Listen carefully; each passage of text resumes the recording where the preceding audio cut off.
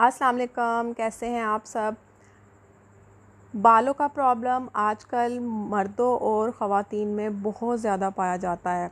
बाल टूटना शुरू हो गए हैं, गिर बहुत ज़्यादा रहे हैं, बाल हमारे कमज़ोर हो गए हैं, रूखे हो गए हैं, बेजान हो गए हैं, उसमें शाइनिंग नहीं रही। तो ये सब किस वजह से है? ये सब हमारे हेयर डाई की वजह से हैं, रिबॉन्डिंग की वजह से ऐसा होता है।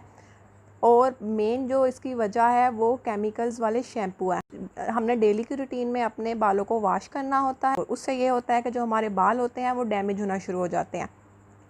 तो आज मैं आपके साथ घरेलू हमारी दादियों परनानियों का जो रीत चलती आई है, जो शैम्पू चलता आया है, वो मैं आपके साथ शेयर करूँगी। होममेड आज हम शैम्पू बनाएंगे।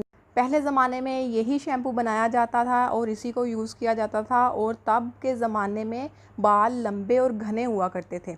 तो इस शैम्पू से हमारे बाल लंबे, घने और स्याह होंगे, चमकदार होंगे। साथ साथ ये हमारे बालों को मज़बूत भी करेगा।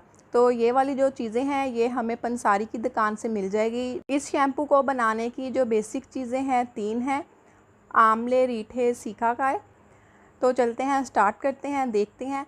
वीडियो को शुरू करने से पहले अगर आपने मेरे चैनल को सब्सक्राइब नहीं किया तो आप मेरे चैनल को सब्सक्राइब कर दें, बेल आइकन के बटन पर क्लिक कर दें। उससे ये होगा कि आपको मेरी अगली नई आने वाली वीडियो मिलती रहेगी।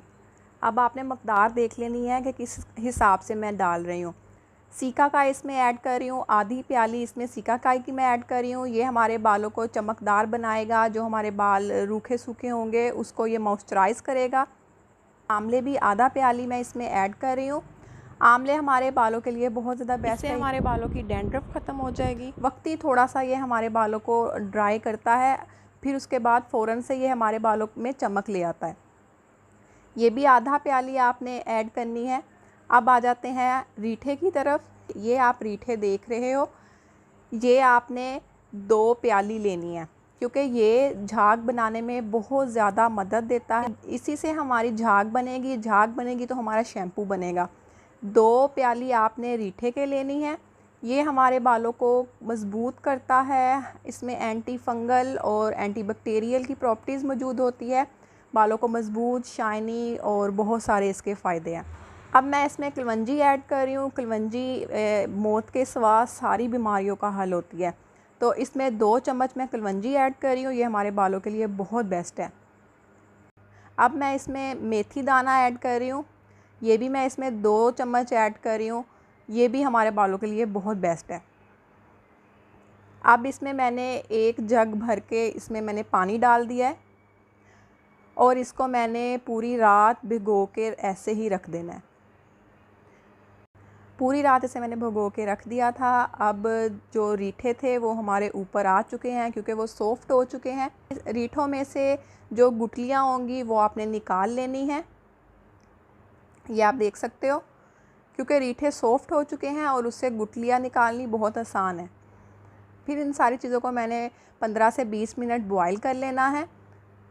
अब ये बॉयल हो चुके हैं, तो अब इसकी जो सारी आमले रीठे की फोग है इसको मैंने अच्छे तरीके से निचोड़ लेना है, और हमने इसको साइड पे कर देना है। और फिर उसके बाद इसको मैंने स्टेन कर लेना है। साफ़ शैम्पू लेना है, इसके अंदर कोई भी हमारे जो बीज वगैरह होंगे वो सेपरेट हो जाएंगे। अगर आपको ये झाग कम लगे तो आप इसमें बेबी शैम्पू भी ऐड कर सकते हो, ये ऑप्शनल है, ये आप पे डिपेंड करता है। मैं इसमें बेबी शैम्पू भी ऐड करूँगी, आधी प्याली के करीब मैं इसमें बेबी शैम्पू ऐड कर रही हूँ। उससे ये होगा कि हमारी जो शैम्पू की झाग है वो और ज़्यादा हो जाएगी, बाल वॉश करने में आसानी रहेगी। बेबी शैम्पू इसलिए मैं इसमें ऐड कर रही हूँ क्योंकि ये केमिकल फ्री है। इसको अब आपने यूज़ करना है। इसको आपने यूज़ कैसे करना है, आपने इसको अपने बालों में लगाना है, बालों में लगा के 1 से 2 मिनट लगा रहने देना है, फिर आपने वॉश करना है।